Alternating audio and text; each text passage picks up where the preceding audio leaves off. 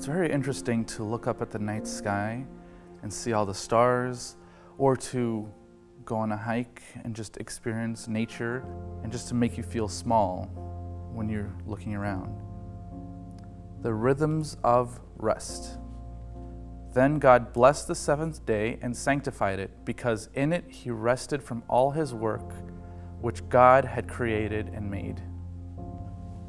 So we've been talking about rest, and we've been discussing how interesting it is that for just every step, how important it is, how it affects our mind, how it affects the way we interact with other people.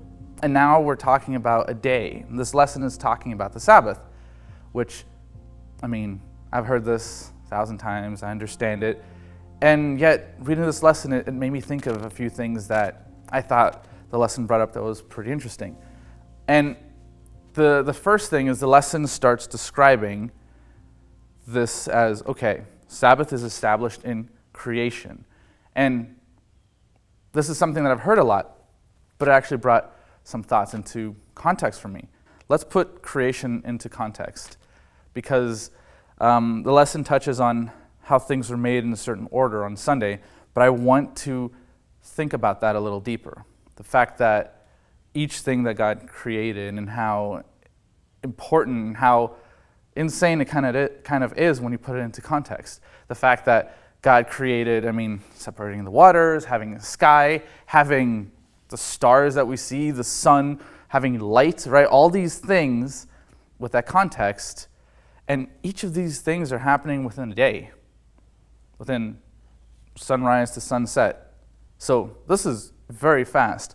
And what was interesting to me was just to get a glimpse of that into perspective. So this is what's interesting. Mariana Trench, 36,000 feet deep. That means that if we grabbed Mount Everest, and put it into the Mariana Trench, it would have 7,000 feet still of water to spare of depth. That's how big it is, how deep it is. It takes 3 hours nonstop to get down there, and that's just scratching the surface. But in one day, all of that was created by God, with him talking. And we see that with each of these things, right? Like the moon, it's pretty small. One of the smallest spheres that we have, right? Floating around and orbiting. And if we were to try to carve out, just to dig a tunnel through the moon, it would take us 1,300 years to dig through it, even though it's that small. So that, with other things, made in a day, came into existence. And our solar system isn't that big, but when we put it into context, that's 1.87, so almost 2 light years to cross. So that's a small number, 2 light years, right?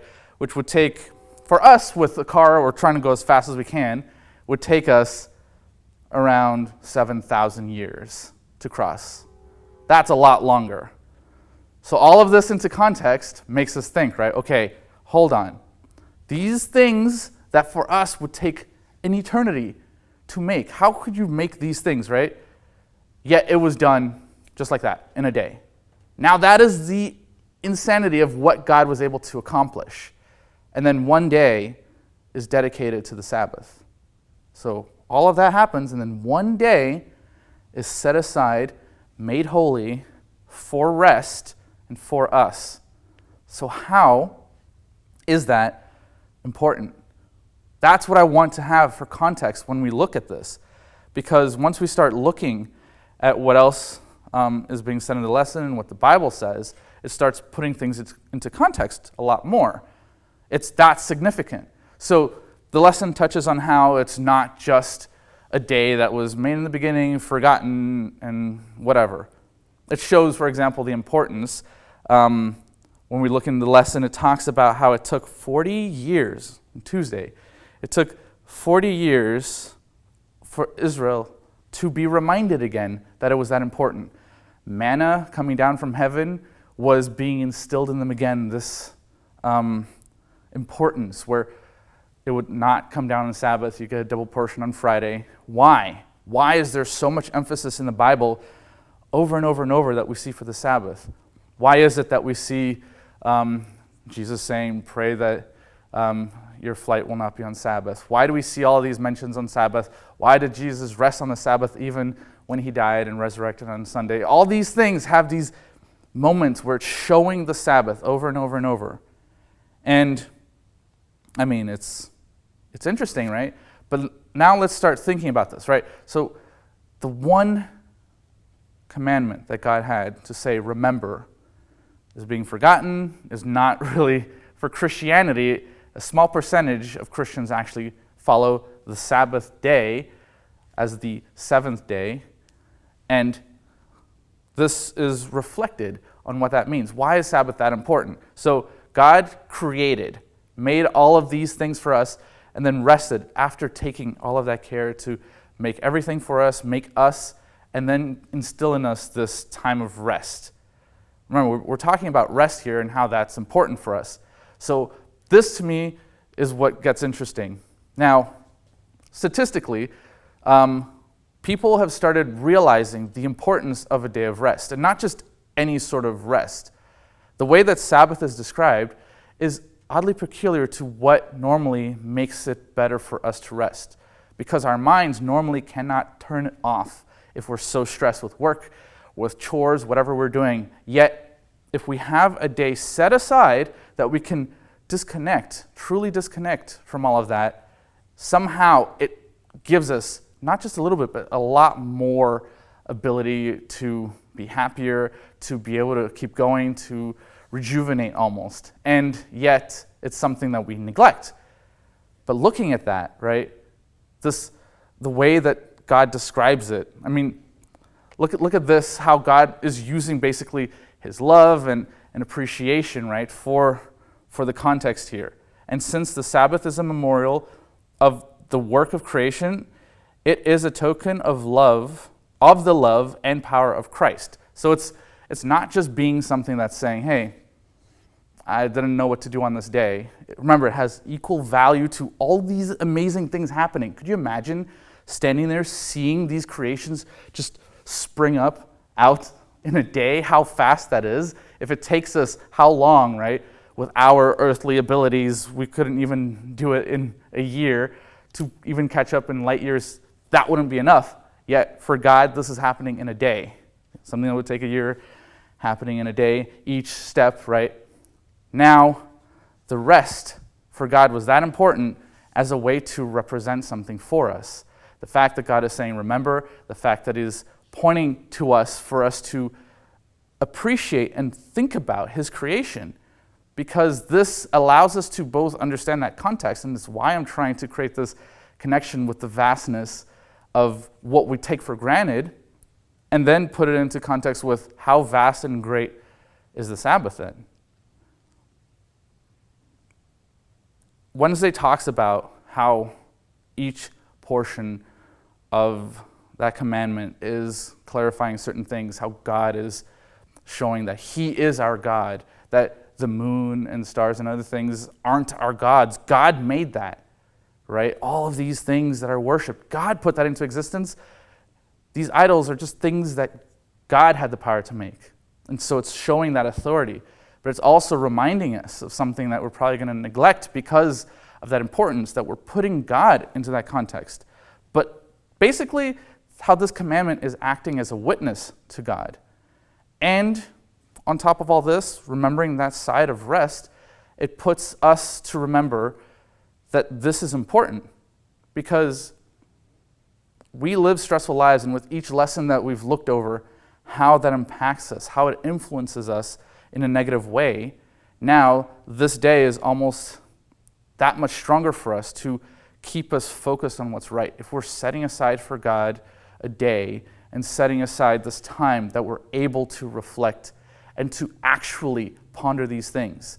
A big problem that we do with ourselves is those lies that we tell ourselves to keep going.